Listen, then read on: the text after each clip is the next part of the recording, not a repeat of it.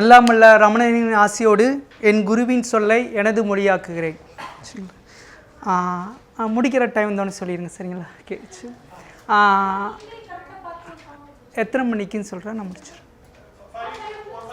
Okay, சரி, okay, ஓகேடா. இப்போது யோகா அப்படிங்கிற வேர்ட்ஸை உங்களுக்கு தெரிஞ்சதை ஏதாச்சும் சொல்லுங்களேன். யோகா எதுக்காண்டி வந்துச்சு? உடற்பயிற்சி. சரி, ஃபஸ்ட்டு ஃபிசிக்கல் பாடி. சரி, இது உடல். அதுக்கப்புறம் அடுத்த இன்னொருத்தவங்க சொன்னால் மைண்ட் சொன்னீங்க. மைண்டு பார்க்குற முன்னாடி இந்த உடற்பயிற்சிக்கு எக்ஸசைஸ் இருக்குது, வாக்கிங் இருக்குது, ஜிம் இருக்குது, நிறையா இருக்கும். மொத்தம் யோகா எதுக்கு வந்துச்சு? யோகா உடற்பயிற்சிக்காண்டி வந்துச்சா? யோகா முழுக்க முழுக்க உடற்பயிற்சிக்காண்டி வந்தாங்க அப்படின்னு சொன்னாங்கன்னா நல்ல குரு கிடையாதுன்னு சொல்லுவாங்க. ஏன்னா யோகா முழுக்க முழுக்க கண்டுபிடிக்கப்பட்டது ஃபிசிக்கல் பாடிக்காண்டி வரவே இல்லை. Yoga for diabetic, yoga for back pain, yoga for thyroid, yoga for face, இது மாதிரி வந்தது எல்லாமே கங்கையில் உள்ள தண்ணியை கொண்டு வந்து கக்கூஸ் கழுவுற மாதிரி கொண்டு வந்த சயின்ஸ் தான் இது. ஆஃப்டர் கொரோனாக்கு அப்புறம் தான் யோகா ரொம்ப ஃபேமஸ் ஆச்சு. இன்னும் பிஎன்ஓஎஸ் காலேஜ் முழுக்க முழுக்க நீட் இல்லாத ஒரு டாக்டர் படிப்பு கொரோனாக்கு அப்புறம் 8 காலேஜ் உருவாக்குனாங்க. இப்போ ஏன் டெக்னாலஜி வளர வளர யோகா ரொம்ப ஃபேமஸாக இருக்குது அப்படின்னா, நான் படித்த காலத்தில் யோகா எங்கேயுமே கிடையாது. ஒரு 15 வருஷம் முன்னாடி இப்போ முக்குக்கு 3 இடத்துல யோகா கிளாஸ் டீ கடை மாதிரி ஆகிப்போச்சு, சரிங்களா? சரி, இந்த ஃபிசிக்கல் பாடி இது எதால் ஆனது? வேறு இது செல்களால் ஆனதுன்னா அலோபதி மருத்துவத்தில் உள்ளது, அணுக்களால் வந்து ஆயுர்வேத மருத்துவத்தில் ஆனது. இந்த ஃபிசிக்கல் பாடியில் ஏதாச்சும் ஒரு ப்ராப்ளம் வந்துச்சுன்னா மனுஷன் போக வேண்டிய மருத்துவம் ஆயுர்வேதா, சித்தா. இதுதான் இந்த பாடியில் என்னெல்லாம் வருதோ அதுக்கு தகுந்த மாதிரி வடிவமைச்சது தான் இந்த 2 சயின்ஸு, சரிங்களா? இதுக்கு மேம்பட்ட ஒரு சயின்ஸ் தான் யோகாங்கிறது. மருந்தில்லா மருத்துவம் சொல்லி ஒரு விஷயம்.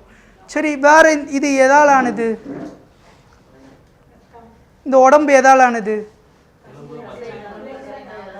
வேற வெரி குட், பஞ்சபூதங்களால் தான் இந்த உடம்பு. ஸோ அதனால் இந்த 5 விரல் இறை நமக்கு படைச்சிருக்கு.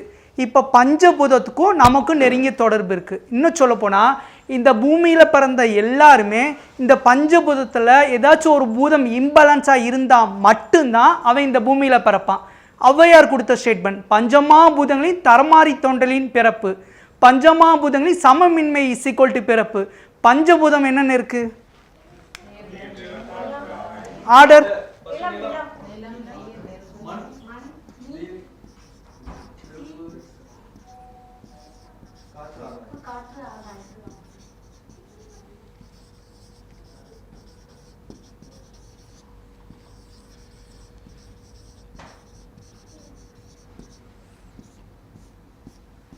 Very good.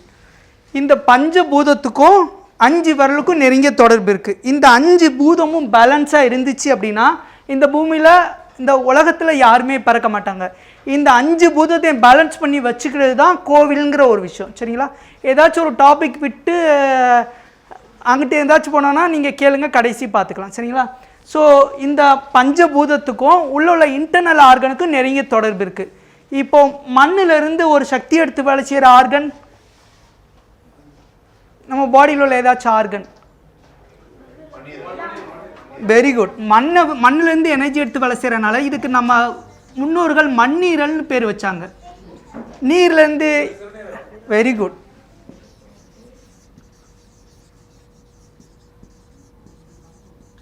நெருப்புலேருந்து அக்குபஞ்சரில் இருதயம் வரும், கல்லீரல். காற்றுலேருந்து வெரி குட், நுரையீரல். ஆகாசத்துலேருந்து இதயம். சரி, இப்போ இந்த 5 விரலுக்கும் நம்ம இந்த 5 விரலுக்கும் இந்த 5 ஆர்கனுக்கும் நெருங்கிய தொடர்பு இருக்குது, சரிங்களா?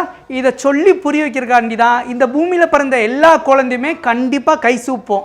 அப்படி இல்லை, கை சூப்பலை அப்படின்னா அந்த குழந்தை மண்ணீரல் எனர்ஜியை கம்மியாக அந்த பூமியில் ஜனிச்சிருக்குன்னு அர்த்தம். இப்போ மனுஷன் பிறக்கிறதுக்கும் இந்த பஞ்சபூதத்தில் ஏதோ ஒரு ஆர்கன் தான் காரணம், மனுஷன் இறந்து போகிறதுக்கும் இந்த பஞ்சபூதத்தில் ஏதோ தான் ஒரு காரணம். ஃபார் எக்ஸாம்பிள், இப்போ ஒரு டிசீஸ் வந்து யாராச்சும் இறந்து போகிறாங்க, ஏதாச்சும் ஒரு டிசீஸ் சொல்லுங்கள். ஹார்ட் அப்படிங்கிறது நம்ம எல்லாத்துக்கும் பரிச்சயமானது. இதயம். கேன்சருங்கிறது மண்ணீரலோட டிஃபிஷியன்சி. அடுத்து வேற ஆஸ்துமா நுரையீரல், சுகர் ஸ்ப்ளீனு மண்ணீரல், சிறுநீரகம் கிட்னி. நீங்கள் என்ன டிசீஸ் போட்டாலும் அதை கடைசி இந்த 5க்குள்ளே அடைக்கிறது தான் நம்ம முன்னோர்கள் கண்டுபிடிச்ச விஷயம். அதே இதுதான் இந்த விரல் இருக்குது. இந்த விரல் வந்து லிவருக்கான ஓடுபாதை, இது லங்குக்கான ஓடுபாதை, இது ஹார்ட்டுக்கான ஓடுபாதை, இது ஸ்ப்ளீனுக்கான ஓடுபாதை, இது கிட்னிக்கான. அதனால் மிஸ் யூரின் போயிட்டு வர இந்த மிஸ் ஒன்ஸ் காட்டுறோம். அக்னி சாட்சியாக வச்சு உயிரணுக்களை கட்டி போட தான் நான் வந்திருக்கேன், அதனால் அக்னி சாட்சியாக வச்சு சொல்கிறனால தான் இவ யாருன்னு கேட்டால் கட்டுனவன் சொல்லி கொடுத்துரும். எல்லாம் நல்ல பையன் இருக்கான், ஒரு கெட்ட வார்த்தை கூட பேச மாட்டான், அம்மூட்டும் நல்ல பையன், ஆனால் செத்து போயிடான் அப்படின்னா இவன் முழுக்க முழுக்க தாம்பத்தியில் மாதம் இருமுறை தாண்டி அது உள்ளுக்குள்ளேயே நடக்கனால தெரியாமல் மனுஷன் இறந்து போகிறதுக்கு எல்லாமே கிட்னி தான் காரணம். ஸோ பஞ்சபூதத்தில் கிட்னி ரொம்ப ரொம்ப ரொம்ப ரொம்ப முக்கியம். நான் இந்த உலகத்தில் சொசைட்டியில் பெரிய ஆளாக தெரியணும் அப்படின்னா உயிரணுக்கள் நிறையா இருந்தால் தான் இவன் வெளியில் தெரிய ஆரம்பிப்பான். நிறையா ஸ்பிரிச்சுவல் உள்ளே விளையணும் அப்படின்னா கிட்னி ரொம்ப ரொம்ப முக்கியமானது. அதனால தான் மண்ணீரல்லாம் என்கிட்ட சாப்பிட்றவங்களா கேட்டவங்க கூட இருக்காங்க, கிட்னியை தெரியாமல் யாருமே இல்லை. சரியா? ஸோ இது லிவருக்கான ஓடுபாதை, இது லங்கு, இது ஹார்ட்டு, இது ஸ்ப்ளீனு, இது கிட்னி. ஸோ இந்த 5 விரலில் நம்ம பூமியில் பிறந்தப்போ எந்த விரலை சூப்பணுமோ அந்த ஆர்கனு தான் நம்ம லைஃப்பில் ஒரு 15 வருஷம் வரை அது மேட்ச் ஆகி வரும். ஃபார் எக்ஸாம்பிள், இப்போ அம்மா அப்பா 2 பேரும் இணைய மொத்த எந்த ஆர்கனோட டிஃபிஷியன்சியாக இருக்காங்களோ அந்த ஆர்கன் இந்த பூமியில் அந்த ஆர்கனை பேஸ் பண்ணி பிறக்கும். அதனால தான் குழந்தை ஞானமாக இருக்கனால தான் செவர சுரண்டி திங்கும், குச்சி திங்கும், மண்ணு திங்கும். கேட்டால் கால்சியம் சத்து கம்மியாக இருக்குன்னு. ஆச்சரியமான விஷயம் என்னென்னா அதில் தான் கால்சியம் சத்து இருக்குன்னு குழந்தைக்கு எப்படி தெரிஞ்சு? நம்ம சொல்லியே கொடுக்கல இன்னும். ஸோ அது ஞானமாக இருக்கனால தான் அந்த பூமியில் பிறந்த எல்லா குழந்தையும் முதல் லெட்டரை ஞா அந்த எழுத்து தான் பேசுகிற மாதிரி இருக்கும். சரிங்களா? இதில் ஏதாச்சும் டவுட் இருக்கா? இதில் ஏதாச்சும் ஒன்று தான் பேஸாக இருப்போம். இந்த விரல் சூப்பிச்சா அந்த குழந்தைக்கு கோபம் நிறையா வரும். சரிங்களா? இது இந்த 2 விரல் சூப்புற குழந்தை அது அம்மா இல்லை, முன்ன பின்ன தெரியாது யார்ட்டனாலும் அந்த குழந்தை அமைதியாக தான் இருக்கும். இந்த 2 விரலை சூப்புற குழந்தை அதுக்கு கான்ஸ்டிபேஷன் சிவியராக இருக்கும். பிறந்த குழந்தை ஒரு 45 நாள் மோஷன் போகாத குழந்தை கூட இருக்கும். அந்த குழந்தை இப்படி தான் சூப்புறோம். அது இருக்கிற இடமும் தெரியாது, வளர்றதுன்னு தெரியாது. அது ஒரு முகமாக கிடைக்கும். குரு எப்போ வராரோ ஆட்டோமேட்டிக்காக அது மேலே தெரிகிற மாதிரி இருக்கும். சரியா? புரியுதா? சரி. இதில் ஏதாச்சும் ஒன்று இருக்கும். அதனால தான் இதை பேலன்ஸ் பண்ணி வச்சுக்கனால இது இது இது இப்போ ஃபிசிக்கல் பாடி பஞ்சபூதத்தால் ஆனது. இப்போ மைண்ட் எங்கே இருக்குது? என் மனசே நீ தான் அப்படிலாம் சொல்கிறோம்ல. மைண்ட் எங்கே இருக்குது? இது எங்கே இருக்குதுன்னு தெரியாதனால தான் இன்னும் அலோபதி மருத்துவம் கொஞ்சம் பேக்கில் இருக்க காரணம் இது தான். ஸோ அலோபதி மருத்துவத்தை என்றைக்குமே தப்பாக பேசக்கூடாது. ஏன்னா உயிரை காக்கக்கூடிய விஷயமா அது இருக்குது. யோகாவில் வந்தால் கூட மாஸ்டர் ஒரே ஒரு எக்ஸ்ரே எடுத்துகிட்டு வந்துடுவோம் மாஸ்டர் அப்படின்னு தான் இருக்க மாதிரினால அது ஒரு ஸ்கூல்ஸ் ஆஃப் யோகா. இப்போ அஸ்ட்ராலஜியில் நிறையா இருக்க மாதிரி இது ஒரு ஸ்கூல்ஸ் ஆஃப் யோகாவில். ஸோ அலோபதி முழுக்க எமர்ஜென்சிக்கு ரொம்ப ரொம்ப பெஸ்ட்டு. சரிங்களா? ஸோ இந்த மைண்ட் எங்கே இருக்குங்கிறது தெரியாதனால இது எதையோ போய் இது பண்ணுறனால ஏதாச்சும் பிரச்சனை இருந்தால் கடைசி யோகா அப்படின்னு சொல்கிறாங்க. இறை செலக்ட் பண்ணுற ஃபஸ்ட்டு குழந்தை என்னென்னா ரிப்போர்ட் எல்லாம் நார்மல், ஆனால் அவன் நோயில் அஃபெக்ட் ஆகும் போத கடவுள் அவனை செலக்ட் பண்ண விஷயம் யோகம்னு ஒரு விஷயம். யோகத்தை 100ல் ஒருத்தன் பார்ப்பான், 1000ல் ஒருத்தன் தான் செய்வான், கோடியில் ஒருத்தன் தான் கடைநிலை அடைவான். அதனால் இதுக்கு யோகம்னு பேர், கொடுத்து வச்சவன் பேர்.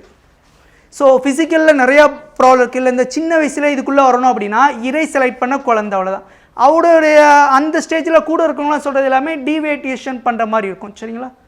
ஸோ இந்த மைண்ட் எங்கே இருக்குது? சரி, இப்போ சர்ஜரி பண்ணும் போது ஹார்ட் எடுத்து வச்சுறாங்க, அப்போது அவருக்கு மைண்டு இதயத்தில் இருக்குன்னு சொல்ல முடியாதுல்ல. மூளையில் யோகிகள் கொடுத்த பெரிய கான்செப்ட் என்னென்னா இந்த 5 கரெக்டாக வேலை செஞ்சுன்னா மூளை ஆட்டோமேட்டிக்காக வேலை செய்ய ஆரம்பிக்கும். ஏன்னா இது நம்ம டிரான்ஸ்ஃபர் மாதிரி, இது 5 கரெக்டாக இருந்துச்சுன்னா அது ஆட்டோமேட்டிக்காக வேலை செய்யும். யோகத்தில் பெருசாக மூளையை பற்றி அவ்வளோக்கா பேச மாட்டாங்க. இது கரெக்டாக இருந்தாலே அது கரெக்டாக வேலை செய்கிற மாதிரி இருக்கும். இதை சொல்லி காட்டுறது அகத்தின் அழகு. இது கண்ணு, இந்த ஐயா சொன்ன மாதிரி இது லிவர், காது அவரை விதை வடிவில் போல் இல்லது, இந்த மாதிரிலாம் சொல்கிறோம்ல. இந்த இடம் பெருசாக இருந்துச்சுன்னா கக்கூசில் போனால் கூட பாட்டு கேட்டுட்டு தான் அவர் குளிப்பார். அவர் இசை இல்லாத இடத்துல இருக்க மாட்டார்.